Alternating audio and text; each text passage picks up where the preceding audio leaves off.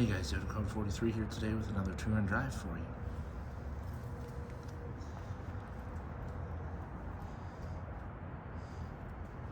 Today I have the keys to my new 1983 Volkswagen Quantum GL5 station wagon.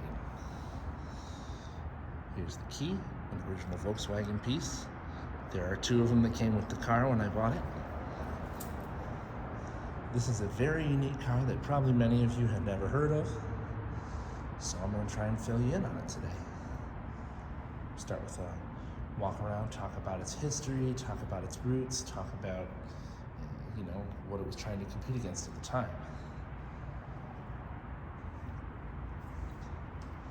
First things to note, this car is topaz green metallic in color. Pretty uncommon from what I've gathered. Pretty typical color of the 1980s.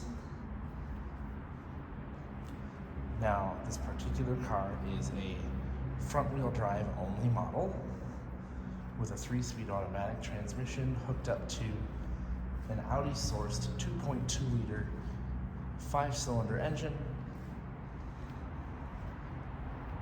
So the Quantum was just VW North America's name for the Passat everywhere else in the world. This was technically the second generation Passat chassis, or the B2 chassis.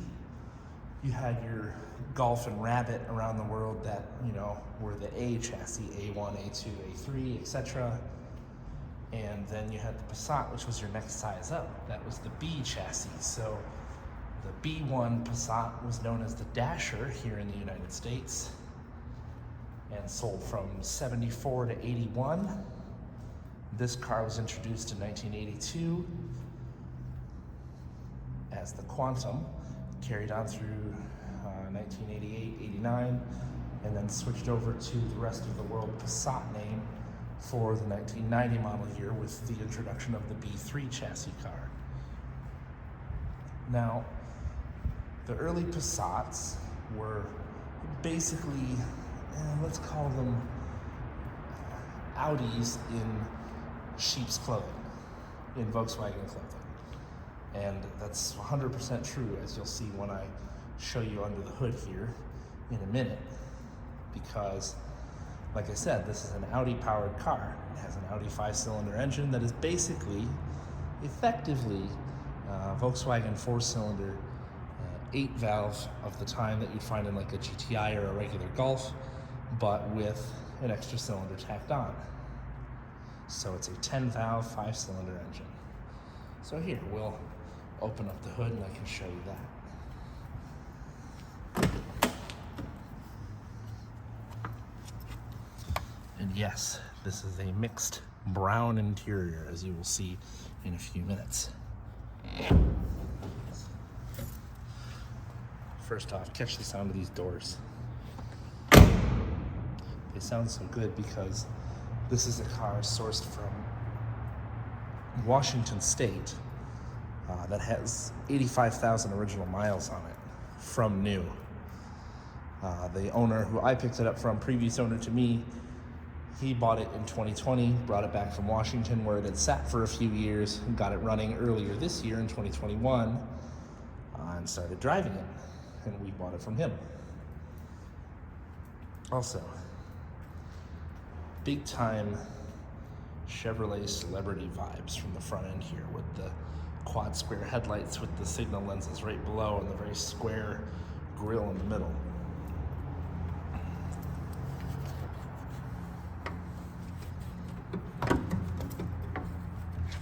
It is not a lightweight hood. This is Audi's WE code engine. It's a 2.1 liter technically. It's 2,144 cc's. Inline 5-cylinder 10-valve engine with 100 horsepower and 112 pound-feet of torque. And it's probably one of the torquier non-turbocharged Audi engines I've ever driven. Granted, there was a time where I owned an Audi 80 B3 chassis car. I'll show a picture here with a Quattro all-wheel drive, 5-speed manual, and it had basically an evolutionary version of this engine in 2.3 liters, and it was 130 horsepower as opposed to 100.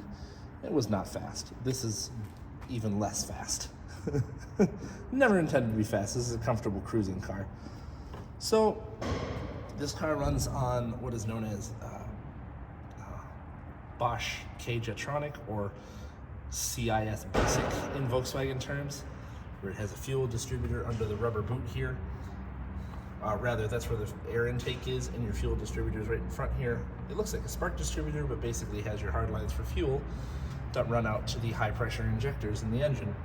It has a basic computer for running ignition and for running the frequency valve that allows it to actually fire off the fuel to each cylinder. Otherwise, it's a typical Hall effect distributor. The battery is jammed right behind the engine up top here. The engine is on a severe slant, so it looks like it's off center, but it's not. The crankshaft of the engine still runs down the center. You've got the radiator off to one side because there's no way to fit it in front of this engine. No way, no how. And you can't get a radiator for this thing anymore, not that I've found anyway. This is your shared ATF bucket for the automatic transmission, as well as power steering fluid. Everything else is pretty much what you'd expect of a car of the 80s. This one doesn't have cruise control equipped, but it is an air conditioning equipped car. Check it out, all the original emission stickers are still in beautiful shape. There's no hood insulation, but then again, the car really doesn't need it.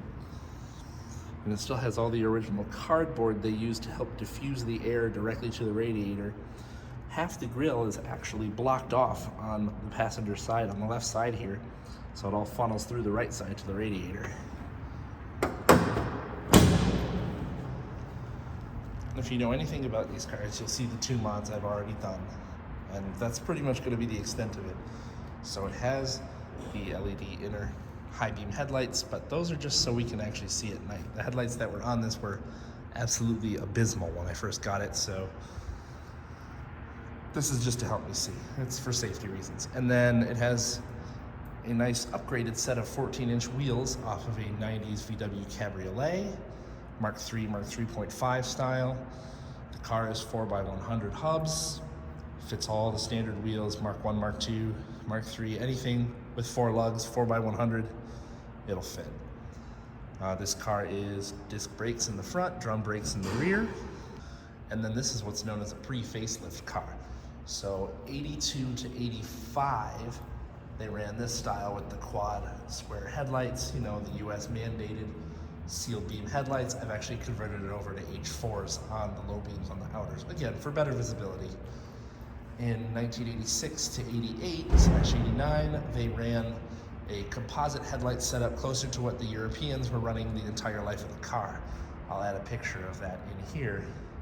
The rest of the car was otherwise unchanged, besides a few minor differences on the interior design, but all the controls were the same. As far as I know, all wagons came with factory roof racks like this, and you can see the holes across the way there. And what they do is they come with a set of bars to configure how you want the roof rails set up that are spring-loaded, kind of like your toilet paper holders in the bathroom. You just squeeze the ends in, or you pop one end in, and then it'll squeeze in order to pop into the other end on this side. And simple as that, you have roof rails. It's manual sunroof on every Quantum that I've seen. Just a crank sunroof on top, on the roof of the car, right behind the rear view mirror.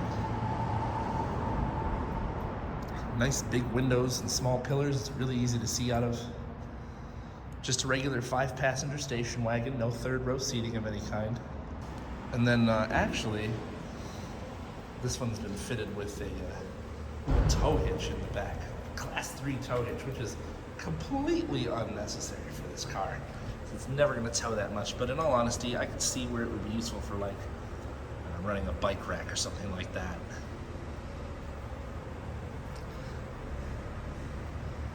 I like the badging in the 80s where they just tell you everything about the car.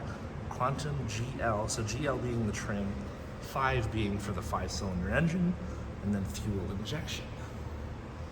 It has a rear wiper and washer and rear defrost as well. I really like this mint green. It's a nice subtle color that stands out and yet doesn't draw attention. And it has a new exhaust that was made for it earlier this year. It's a bit rattly. I think it was just put together a little quickly, but otherwise it works great. It's quiet, very quiet in fact. Manual extending antenna.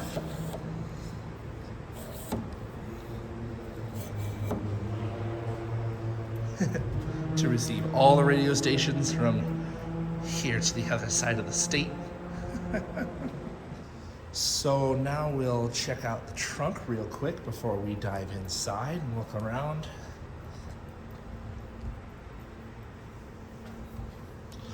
They have a grab handle built right around the button you press to unlock, or to unlatch rather. Struts are very strong, they've been replaced. Everything is brown, multiple shades of brown. You've got dark brown up top on the pillars, but the roof is the natural color you'd expect of most cars of this era. The seats are a medium brown. They have a dark brown tail panel back here. You've got some storage on the sides for spare fluids or whatever else you want to store, and access to the tail lights. You have it on both sides, which is pretty handy. 60/40 split folding seats, which you pop the headrests out, put them down, you got all the access you could ever need. It's actually a pretty big storage area considering it's a lower mid-sized wagon, even for the 1980s. But direct competition for this car would have been, well, probably most likely the car it looked like, kind of like the Chevy Celebrity. I think it's a little bigger than a Chevy Cavalier of the time. Maybe like Volvo 740, though I think those are a bit longer, in all honesty. I don't know, a couple other vehicles of the time too, nothing really large. And I mean, these 5-cylinder engines, they were EPA rated for something like 17 city and 21 highway. I think it was 16 city, 21 highway. We've been averaging over the 1,500 miles I've put on it so far, somewhere around, oh, right around 20. So yeah, that lines up perfectly.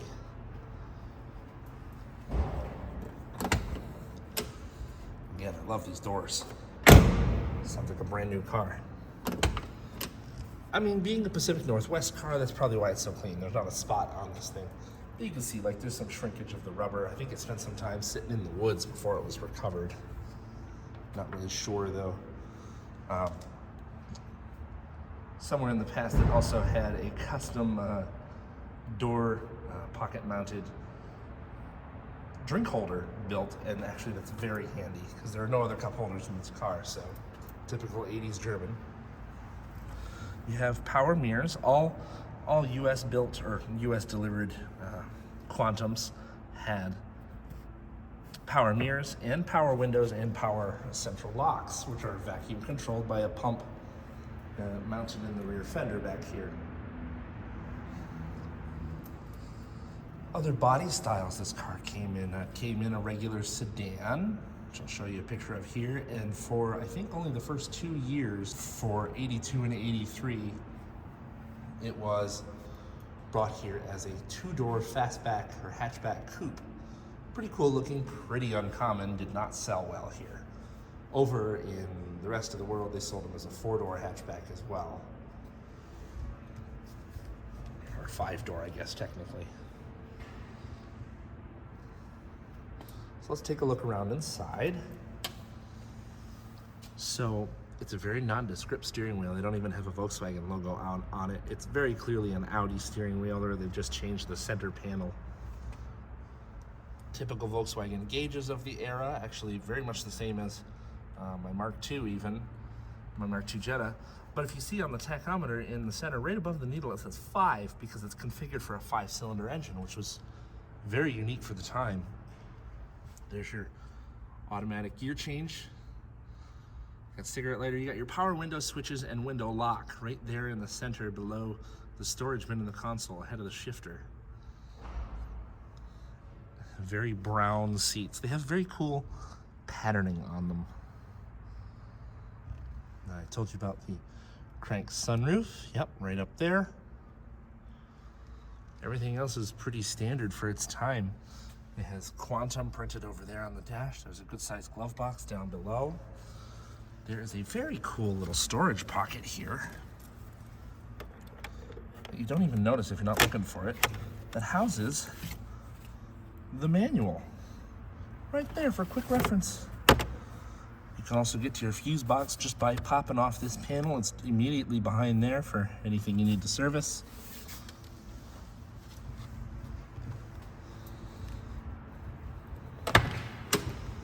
As far as back seats are concerned, same deal as the fronts. You have ashtrays in the doors at the bottom. Pretty roomy rear seats. They're very comfy. All the seats are very comfy. And actually the window controls for the rear seats are mounted on the bottom of the center console at the front there. Not on the doors as you'd expect.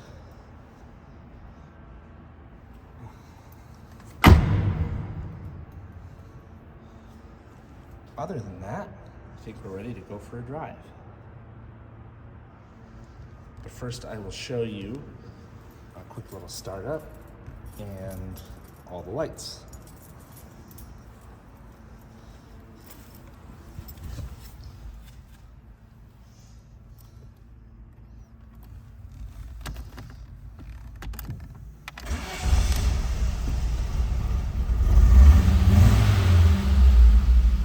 You have to rev it up when you first start it because you have to essentially activate the alternator. You have to excite it. It has a specialized system where you have to do that. Typical Volkswagen of the era.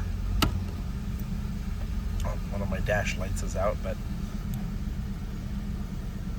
like I said, 85,000 original miles. The car's phenomenal. It's really easy to drive. I mean, it'll do 80, 85 on the highway in third gear. It's kind of screaming around 4,000 RPM, but it doesn't seem like it's working hard. Okay, so we got lights on.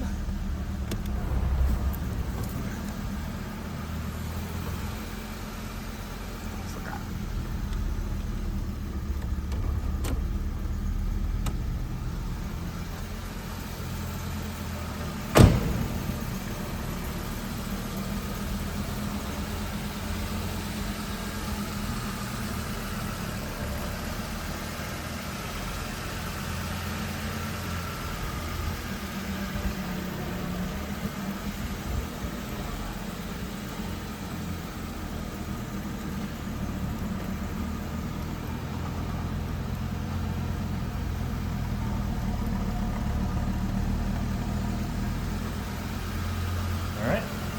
Settle in and get ready for a drive.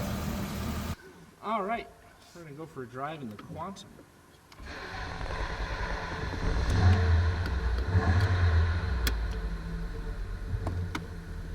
Lights are on, e-brake off, and we're gonna go. Get a little heat rolling in here. Without music, so as not to destroy copyrights. So I've owned this about, I bought it 5 weeks now, I think I've owned it. And yeah, I've put 1,700 miles on it already, which is pretty cool.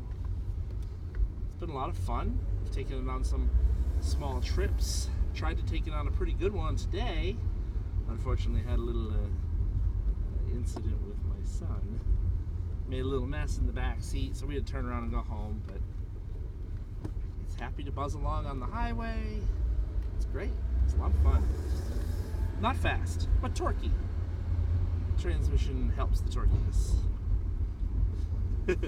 But you're in third gear by 35 miles an hour, and you're doing 3,000 RPM at 60, 65, and yeah, it screams along pretty good on the highway, but it's nice. It's comfortable. There's decent seat support. With the seat basically all the way back, I have plenty enough space. I'm 5'10", but I have long legs. I'm gonna put this window up. There we go. That window's fast. The others are not so much. Now the back left is fast. The other, both on the right side are not so much. Be really curious to see if that camera holds on the back. I think we'll be all right.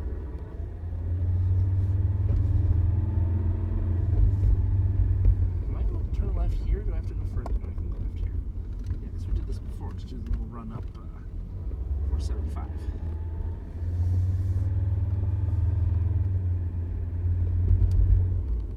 Hopefully you can't pick it up on that microphone, but I think the car might need a front axle because under acceleration load, you can hear a little clicking coming from the front left, and it's wheel speed sensitive. But I've already looked into it. New axles are like $45 delivered. So I'm probably gonna do one over winter. It's not that bad. Let's wait for the... These are known for blowing them when you lift them. Well, sure, but this is not lifted. No, it's also not powerful. We're like 30-40% of the throttle here. Already in second. Already in third, 35 miles an hour. But it cruises so nice. Speedometer's a little optimistic. It says we're doing 45, we're doing like 41, 42. But at 85, it's dead on 80. It's so pleasant to just drive, and it's freaking quiet in here. You can probably tell over the camera audio that it's quiet. There's nothing rattling, there's nothing banging around, just a little rattle from the exhaust, but I think one of the baffles in the muffler is toasty, so it needs to be replaced, but whatever. There's no rust on it. It's been taken care of its whole life. The entire top end of the engine was gone through from the deck of the block up. The entire head was gone through and resealed, but I'm not sure the injectors were gone through, so I might see about having those flow tested, pop tested, and cleaned over the winter to maybe help with some minor little running / starting gremlins I've had. Or it might need a warm-up regulator. I've heard that was also sometimes an issue with making the car start. Okay, so we're going to cruise along. We're into third here. Put the down shift to second. Foot to the floor. There's 50, 55, 60, 4,700 RPM, 70,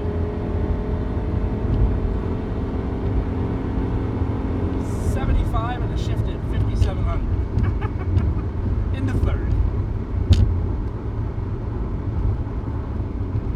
There's not even an echo inside of this car. I mean, it's so well insulated. Actually, I got the sunroof open. I'll close that for the sake of how quiet it actually is in here. I really don't think there's a nicer one of these out there with this low miles. I really don't think there is. I forgot all about them for years, and then this one shows up at a local car show that I've gone to for like 7 or 8 years. It's located an hour away from us, and decided, yep, gotta have it. So we went and got it. It's had a couple little teething issues that I'm working on, but the running and driving of the car is fantastic. Just gotta get the AC functioning and deal with the one little electrical problem. But 80s cars, they have character. Just kind of appreciate how nice the ride is here for a minute in the silence. Doing 65 miles an hour, you can't even tell.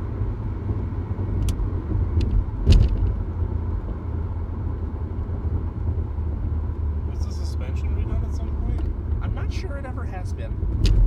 Maybe shocks, but I don't think the springs have ever been done. It rides so good. It really does. Rides like a stock car should. Guy from the left.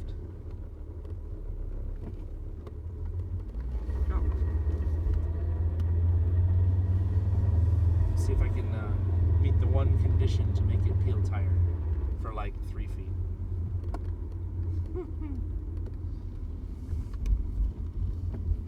Stop. So I'm just gonna do this. Do a little pull onto the highway. Yep, that's it. This is first. Shift at 5,500 at about 42 miles an hour. It handles remarkably well.